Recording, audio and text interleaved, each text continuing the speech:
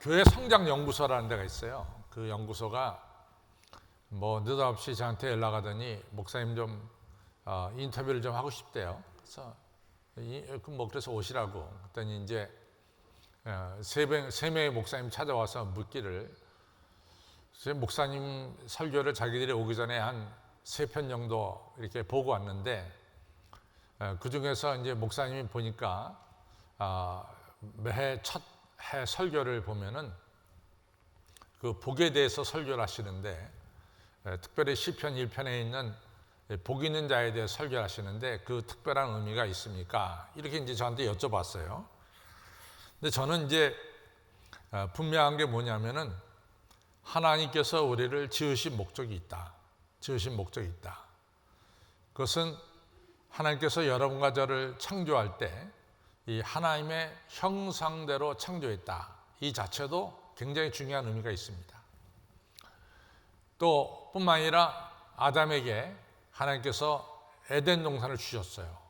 에덴 동산은 영어로 말하면 파라다이스입니다. 그러니까 낙원이죠, 낙원. 그리고 아담에게 모든 것을 다스리는 그런 권한을 줬습니다.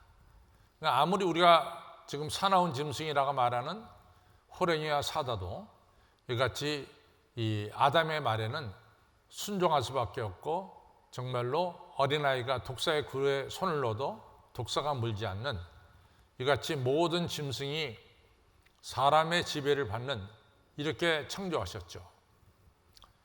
그런데 아담이 그 좋은 것을 다 누리고 있으면서도 행복해 보이질 않았잖아요. 그러니까 성경에서 뭐라고 말씀하냐면 아담이 독초하는 것이, 혼자 거하는 것이 좋지 않게 보이거든, 이렇게 이제 성경에 나옵니다.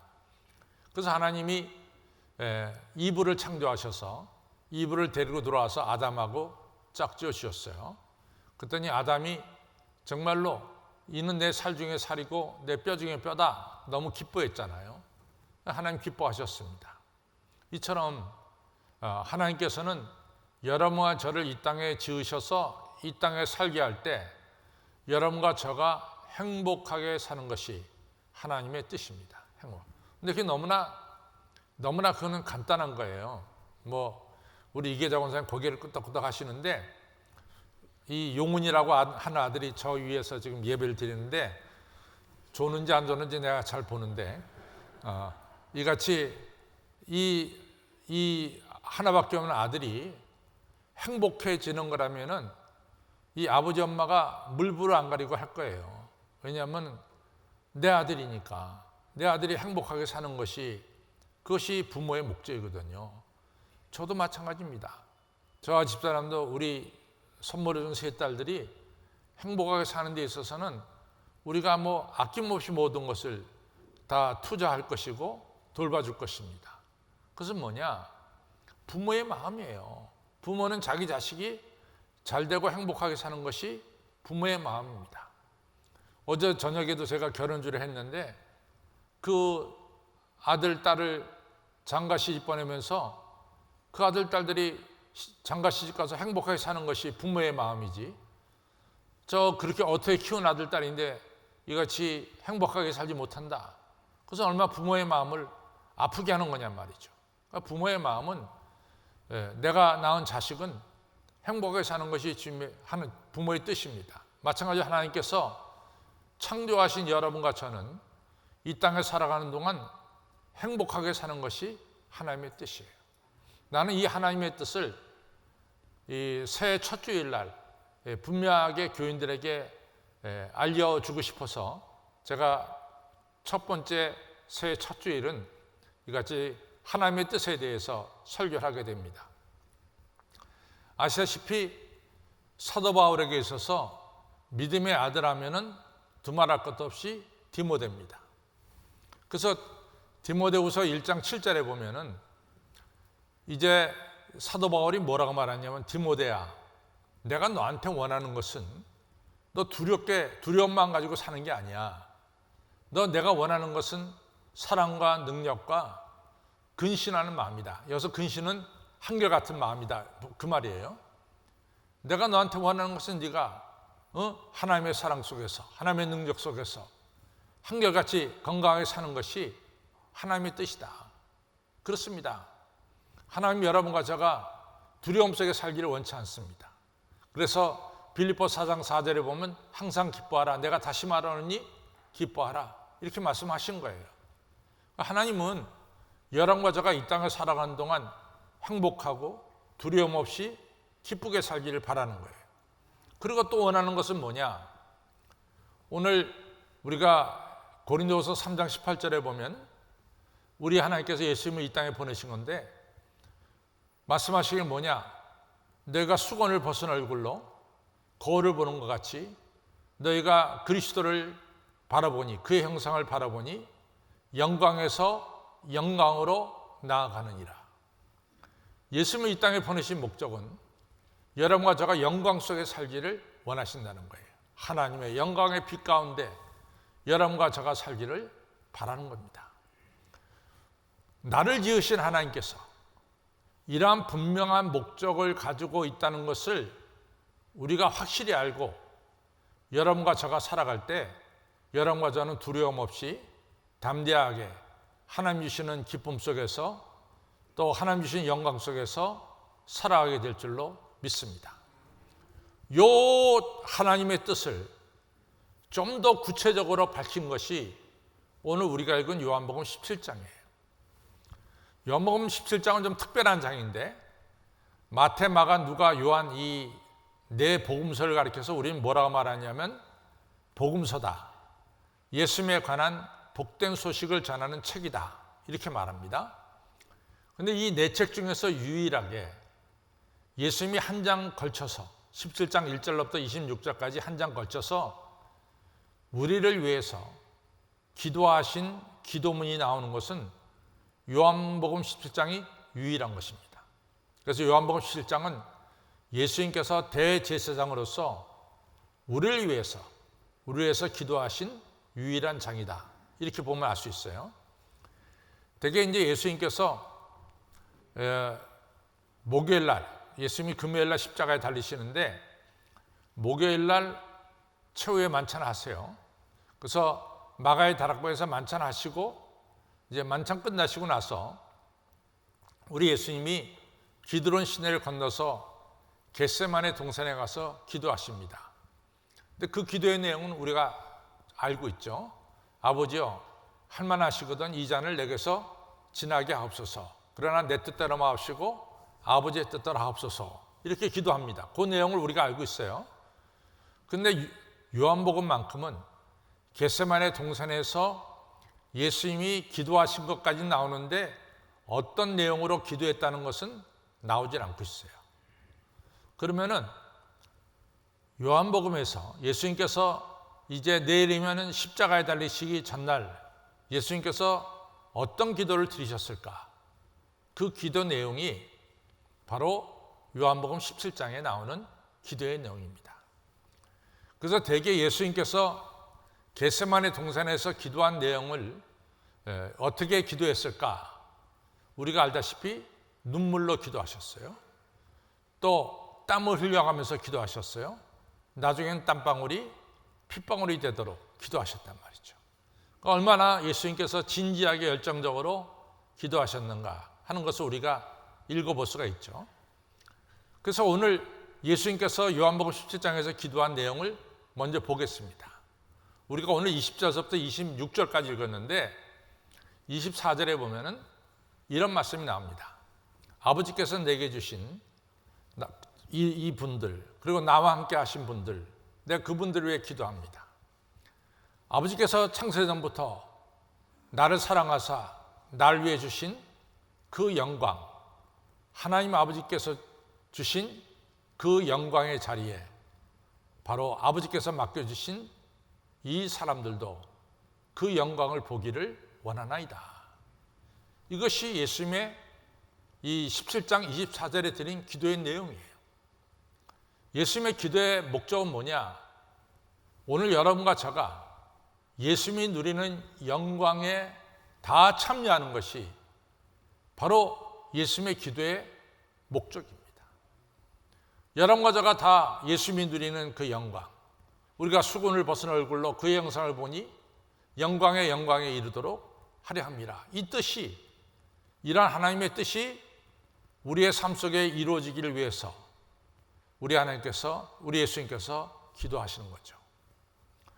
여러분, 예수님이 여러분과 저를 위해 기도하십니다. 꼭 기억하시기 바라요. 우리가 이 로마서 8장 24절에 보면 성령이 우리의 연약함을 도우시나니 우리가 어떤 기도를 드려야 될지 모를 때, 빌 바를 알지 못할 때 성령께서 말할 수 없는 탄식으로 여러분과 저를 위해서 기도하신다라고 말씀하고 있어요. 오늘 성령님이 우리를 위해서 기도하세요. 기도의 목적은 뭡니까? 우리가 영광의 자리에 이르는 거예요. 여러분과 제가 영광의 자리에 다 참여하는 것이 기도의 목적입니다. 또 로마서 8장 제가 조금 전에 26절 얘기했어요. 34절에 보면은 야, 이 사람들아, 누가 너희를 도대체 정죄해? 누가 너희를 정죄해? 정죄할 사람이 없어. 죽었다가 살아나신 이는 예수 그리스도시니 그가 하나님의 우편에 계셔서 친히 지금 이 순간도 너를 위해서 기도하시느니라 말씀하고 있어요. 예수님이 여러분과 저를 위해서 이 시간도 기도하고 계세요. 기도의 목적은 예수님이 누리는 영광의 자리에 여러분과 제가 다 참여하는 거예요. 또 히브리서 7장 25절 똑같습니다. 예수님께 찾아 나온 사람들, 그 사람들을 예수님께서 능히 구원하실 뿐만 아니라 오늘도 그들을 위해서 기도하신다라고 말씀하고 있습니다. 예수님께서 여러분과 저를 위해서 기도하신다는 사실을 꼭 믿으시기를 바랍니다. 예수님의 기도는 그대로 이루어지는 역사가 나타나요. 우리가 출애굽기 17장에 보면은 이스라엘 백성들이 출애굽하고 한 달 정도 지나서 지금 가나안 목지를 향해 가는데 이 한 달 동안 걸어가는 이 이스라엘 무리들한테 아말렉 도적대들이 덮쳤어요. 그러니까 노인과 어린아이들이 도적대들한테 어려움을 당할 때예요. 그러니까 모세가 어떻게 합니까? 모세가 산에 올라가서 기도하죠. 여호수아는 아말렉 도적대들하고 싸우고 있습니다. 근데 도적대들이 원체 세니까 이스라엘이 지기도 하고 이기기도 해요.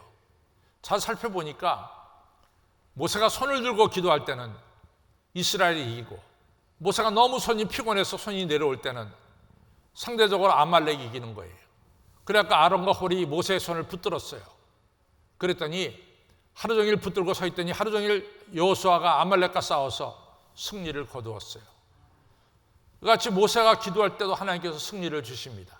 뿐만 아니라 저는 이사야 37장을 너무 좋아하는데 이사야 37장에 보면 예루살렘이 한 3년 동안 이 아시랴 군대에 의해서 포위를 당했어요. 그러니까 예루살렘 성내에 먹을 것이 없을 정도로 다 떨어졌어요. 정말 18만 5천 명의 군대, 아시랴 군대가 둘러싸서 이제 예루살렘은 오늘 내일이면 이제 문을 닫아야 돼, 망해야 됩니다. 그때 히스기야 왕인데 히스기야 왕이 옷을 찢고 성전에 올라가서 죄를 뿌리고 기도하는 거예요. 이사야 선지자도 같이 기도합니다. 하나님께서 그 기도 받으셨어요. 그날 저녁에 연병이 돌게 해가지고 18만 5천 명이 연병에 걸려갖고 이같이 18명을 저희 진위멸절하면서 죽는 역사가 나타났어요. 예루살렘, 갇혀 있었던 예루살렘이 해방을 얻고 자유를 얻고 구원을 얻는 역사가 일어났어요. 그 다음 장이 이사야 38장인데 히스기야 왕이 죽을 병이 걸렸어요. 히스기야가 어떻게 합니까?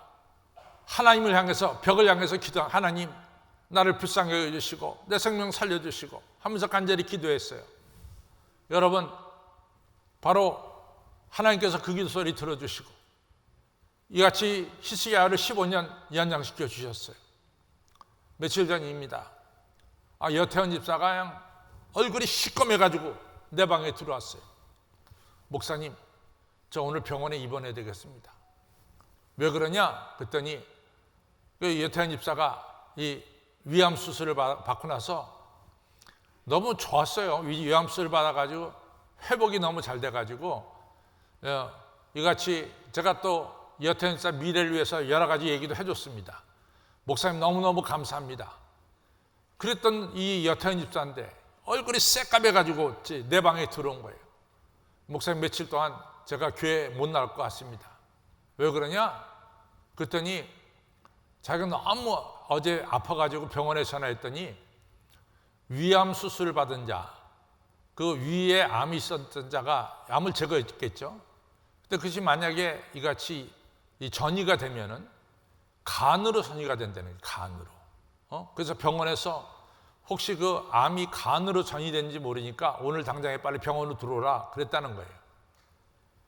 얼굴이 새까매졌어요. 정말 간이 나빠져가지고. 그래갖고 그냥 이 사람이 그냥 거의 반 죽음 돼가지고 내 방에 들어왔어요.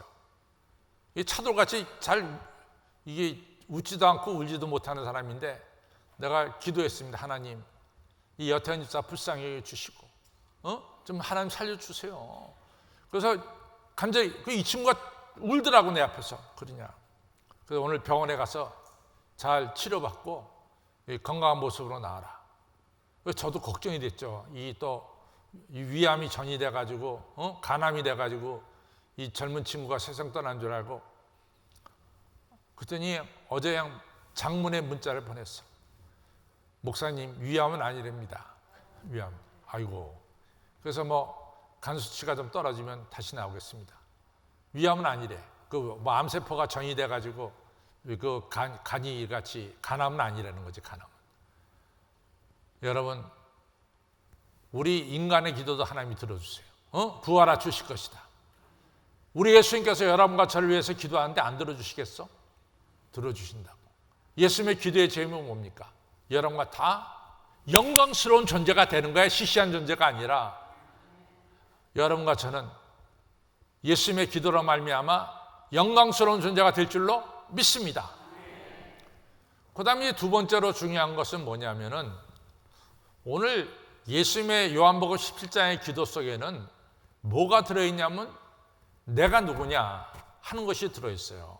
그래서 17장 6절하고 9절에 보면은 내가 이 사람들, 하나님께서 맡기신 이 사람들 위해서 기도드립니다. 이 사람들이 이 세상에 사는 동안 악에 빠지지 않도록 지켜주시고 악가서 승리하도록 지켜주십시오. 이런 일련의 내용의 기도가 나옵니다. 그러면서 기도하는 내용 중에 중요한 게 뭐냐면은 바로 이 사람들은 아버지의 것입니다. 하나님께서 예수님에게 맡겨주신 여러분과 저는 누구의 것이냐? 하나님 아버지의 것입니다. 이걸 분명히 밝히고 있어요. 그럼 여러분과 저는 누구에게 소속됐느냐? 하나님께 소속된 사람이에요.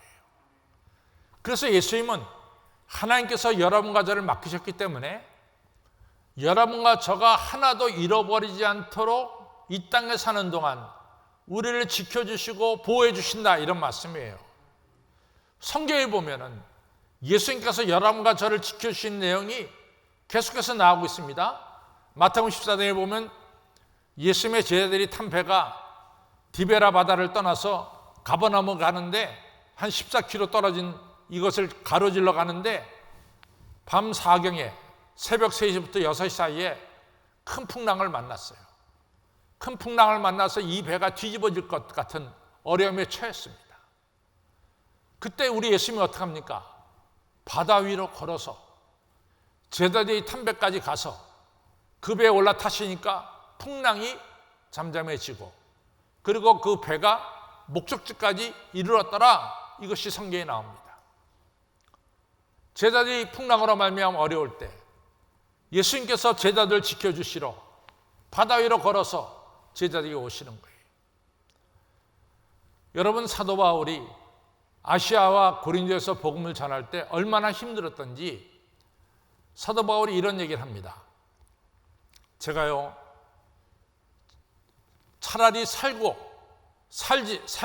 것이 죽는 것보다 못하다. 내가 살 소망을 전혀 잃어버렸습니다. 라고 말하고 있어요. 고린도후서 1장에. 얼마나 힘들었던지 살 소망을 전혀 잃어버렸습니다. 사도행전 18장에 고린도에서 복음 전할 때 그 사도 바울이 얼마나 어려웠던지 몰라요. 환난과 핍박이 얼마나 많았는지. 정말 힘들었던 것 같아요. 근데 18장에 예수님께서 사도 바울에게 나타나서 사도 바울아, 두려워 말라. 네가 로마 황제 가이사 앞에 서야 너 함께 할 것이고 이 고린도에 하나님의 사람 너를 지지할 사람이 많이 있느니라. 그러니까 담대하게 복음을 전해라. 사도행전 27장에서는 이 풍랑 만나서 유라굴라 풍랑 만나서 며칠 동안 태양을 보지도 못해. 달도 못 봐. 별빛도 못 봐. 그냥 풍랑 속에서 지냈어. 사람 270명이 다 죽을 것 같아. 그때 예수님이 또 나타나 바울아 두려워하지 마라. 네가 로마 황제 가이사 앞에 서야 될 것이고 너와 함께 270명을 다 지켜주실 것이다. 또 말씀하시잖아요. 우리가 환난 가운데 있을 때 이같이 자비의 하나님 우리에게 찾아오셔서 우리를 환난 가운데 위로해 주시고 그 위로로 말미암아 우리로 하여금 다른 사람들 환난 당한 사람들을 위로하게 만들어 주시느니라. 저는 성경에서 위로라고 하는 말이 굉장히 중요한 말입니다. 우리가 세상에서 위로한다는 것은 슬픔 당한 사람 찾아가서 조상집에 가서 우리가 상주들과 가족들을 우리가 말로써 함께 함으로써 위로할 수 있어요. 근데 성경에서 위로는 그 이상의 뜻을 가지고 있어요. 그 이상의 뜻은 뭐냐? 아까 내가 마태복음 14장에 말씀한 것처럼 이같이 제자들이 풍랑 만났을 때 예수님이 직접 찾아오는 거예요. 우리를 환난에서 건져주시는 거예요. 그리고 예수님이 환난 속에 있는 제자들과 함께 있다는 것을 보여주시는 거예요. 제자들과 예수님 사이가 하나도 막힘이 없이 하나가 되는 것이 바로 우리 하나님이 주신 위로입니다. 우리 주님께서는 여러분과 제가 어려운 환난 당할 때 찾아오시고 함께 해주시고 환난에서 건져주시고 너와 나는 하나다. 너는 내 안에 있고 내가 너 안에 있다. 하나됨을 가르쳐 주는 거예요. 그것이 하나님께 주시는 위로입니다.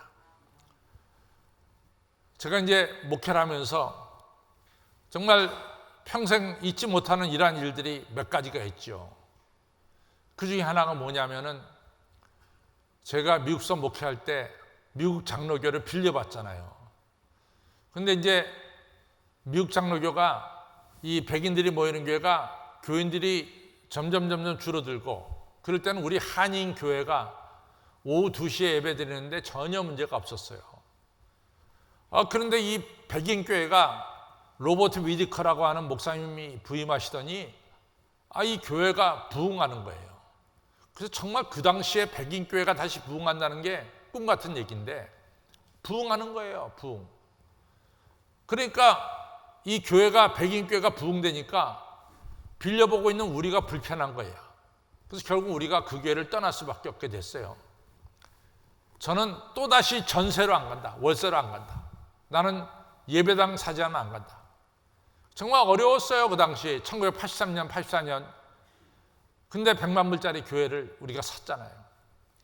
그래서 이제 우리 집사람들이 다 있는데 우리가 그 예배당에 들어가서 입당 예배 드리는 날 여러분들 사람이 기분이 좋으면 구름 위를 걷는다 그러죠. 구름 위에 걸어본 사람이 있어요?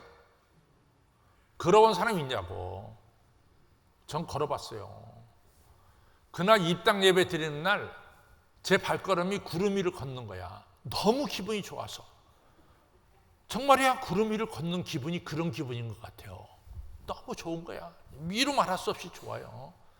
그때 제 나이가 30 아닙니까? 31 막 이럴 때인데. 너무 좋은 거야.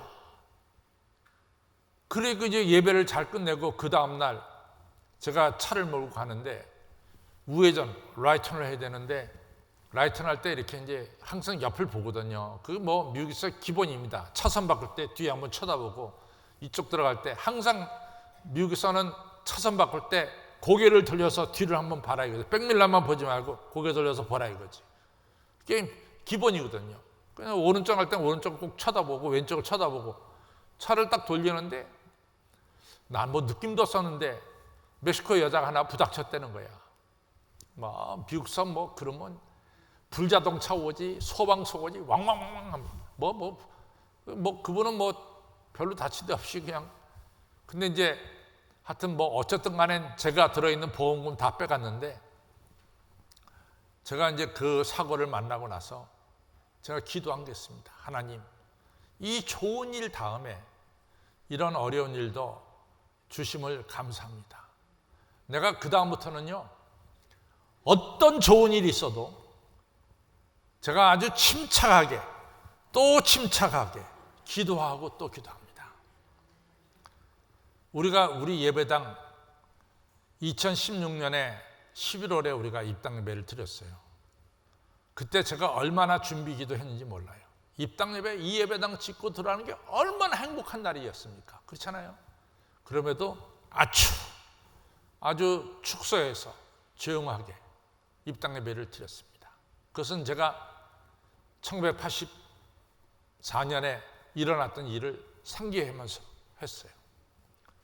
제가 뭐 교회 예를 들어서 성령 강림절이다 뭐 이런 날이 있다면 제가요 미리서 준비기도 하는 거야. 하나님, 오늘도 교인들이 평상시보다 많이 나올 텐데 은혜 가운데 모든 것이 진행되도록 하나님 역사해 주옵소서.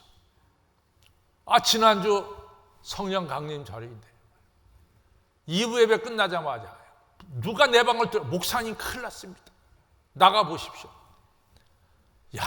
나가 봤더니 말이지, 이게 이제 어떻게 된 거냐면은 앞에 차가 서 있었어. 주차장에서 올라오다가 보니까 앞에 차가 서 있었다고. 그러니까 이분이 같이 내 얘기를 들어보니까 자기도 차가 서 있으니까 이 경사진데서 차를 세웠다는 거야. 여러분들, 우리나라는 그래도 평지라서 괜찮아. 우리 사람도 있고 저도 있고. 이 브라질 상파울로, 샌프란시스코 이 언덕이 얼마나 많은지 몰라. 지금은 여러분들 자동차가 다 자동이지. 그때 1970년대는 자동이 없어. 다 수동이야. 기아 달린 차야. 이게 스틱차라고. 그러면 브레이크 밟았다가 그 다음에 1단을 집어넣고 구러치 뛰고 이 엑셀레이터 밟고 이게 탁 돼야 되는데 이거 조금만 더 되면 차가 뒤로 밀려가요. 그런데 딱 서 있으면요 긴장돼 가지고 정말 오줌 쌀 정도로 긴장이 돼. 얼마나 이게 긴장이 되는지. 그러니까 경사에서 지금 자동차가 전부 다 오토매틱이니까 다행이지, 정말 스틱으로 하면 잘못하면 운전 미숙하면 그냥 뒤로 밀려난다고. 자동차 팔똥꼬 튀리던가. 그런데 이제 우리 권사님이 거기 섰는데 앞에 차가 섰더래. 그 자기도 브레이크를 밟았대. 근데 차가 뒤로 밀려가는 것 같더라는 거야. 자동차가 브레이크를 밟았는데. 그러니까 뒤로 밀려가다 뒷차를 칠 것 같더래요, 느낌에.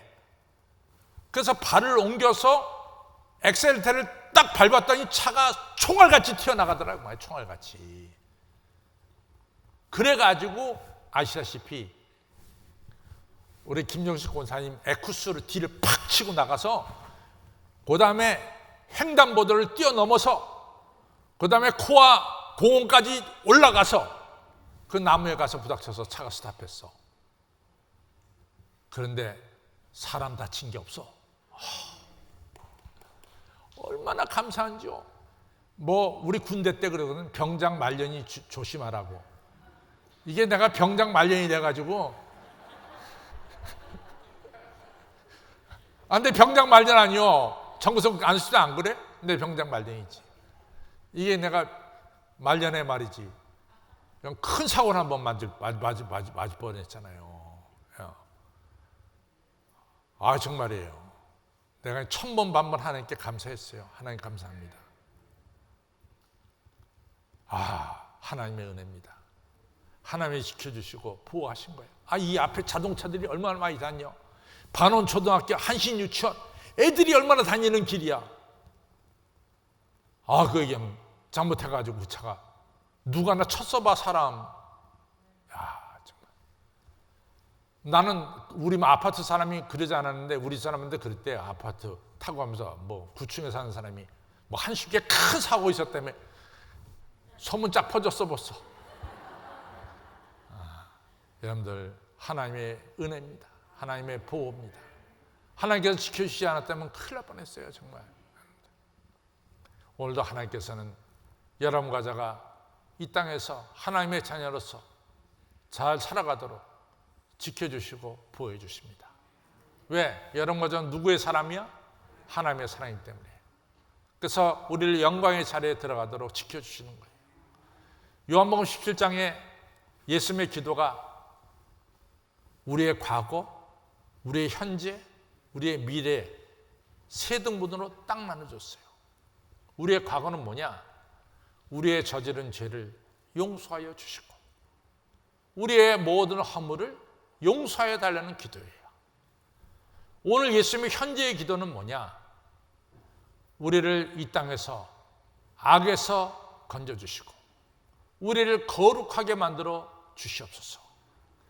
이스라엘 백성들이 출애굽에서 광야 40년 동안 오합시절을 하나님의 사람으로 만들기 위해서 하나님께서 말씀 주시고 만나 주시고 매출하게 해주시고 구름기둥과 불기둥으로 인도하면서 40년 동안 훈련시켜서 하나님의 사람으로 만들어 가셨듯이 이 땅에 살아가는 동안 내가 이 사람들을 하늘나라로 데려가고자 기도하는 게 아닙니다. 이 땅에 살아가는 동안 악에서 이기도록 이들을 위해서 기도합니다. 예수님은 오늘 여러분과 저가 모든 악에서 이기고 거룩해지도록 기도하십니다. 그것이 오늘의 기도예요. 그럼 우리의 미래는 뭐냐? 예수님의 영광의 자리에 이 모든 분들이 영광의 자리에 이르도록 하나님 인도하여 주옵소서. 과거는 우리의 죄를 용서하고 오늘은 우리로 하여금 악에서 이기고 거룩하게 살도록 위에서 기도하시고 우리의 미래는 영광의 자리에 이르도록 기도하심을 믿으시기 바랍니다. 누가 기도해요? 예수님이 누구를 위해서? 나를 위해서 기도하시는 거예요. 이 예수님의 기도를 언제나 기억하시고 예수님을 사랑하시고 예수님 바라보시고 예수님 의지하셔서 이 땅에서 한동안 거룩하게 사시고 악과 싸워 이기시고 예수님이 누리는 영광의 자리에 다 이르는 우리 성도님들이 다 되시기를 주님의 이름으로 축원합니다.